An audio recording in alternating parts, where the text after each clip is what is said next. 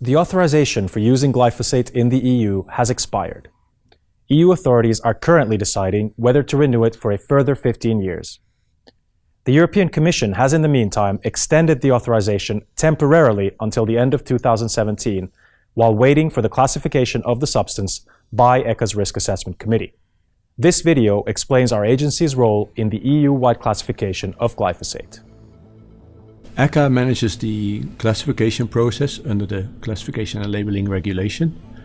In that process, we look at their hazardous properties, which means whether they are poisonous, flammable, corrosive. For certain chemicals, such as for instance pesticides, there is usually a harmonized classification at EU-wide level.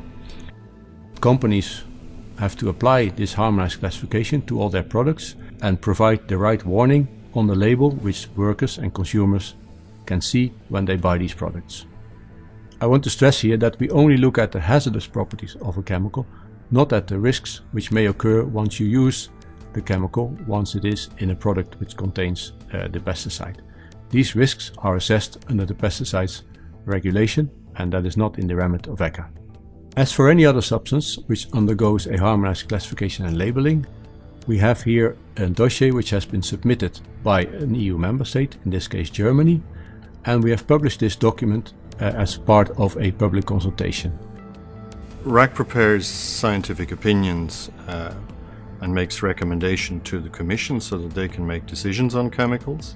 The scientific committee is composed of members from nearly all of the European member states. They're nominated by their member states but appointed by the management board of ECHA in their independent capacities. We organize comprehensive public consultations on all dossiers, and in particular this one. Anybody can contribute to a public consultation and provide information which then has to be taken into account.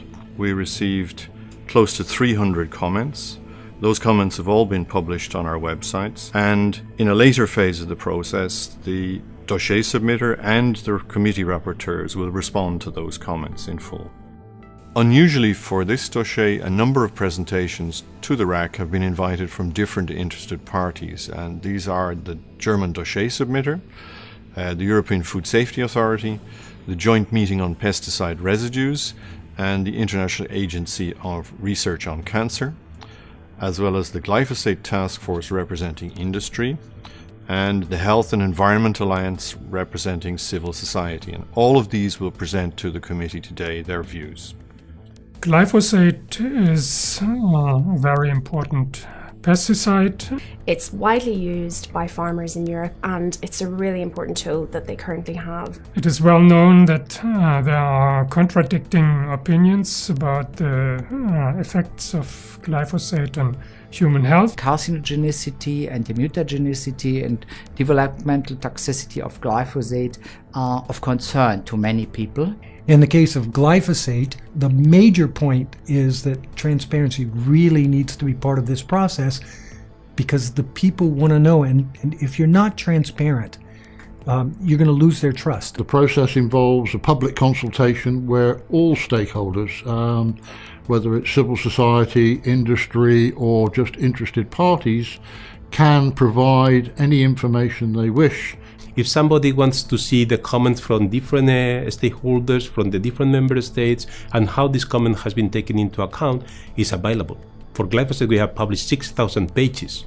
What today is about, that ECHA have actually given stakeholders an additional platform to come to Helsinki and directly exchange views. They've provided the NGOs in Europe with a slot to give their opinion of what's going on with glyphosate. So that is, I think, a very important step forward. The RAC is in the position to make independent evaluations, and they are not obliged to follow previous evaluations by other regulatory bodies. I expect and hope that ECHA is taking care of all the arguments, taking into consideration the existing evidence. So I think they will come to a balanced conclusion on glyphosate with regard to the different endpoints. We expect that ROC will adopt the final opinion this year. ECHA will then submit the opinion to the Commission, who takes the final decision on the classification of glyphosate. They also take the opinion into account when deciding whether the use of glyphosate in the EU will be continued.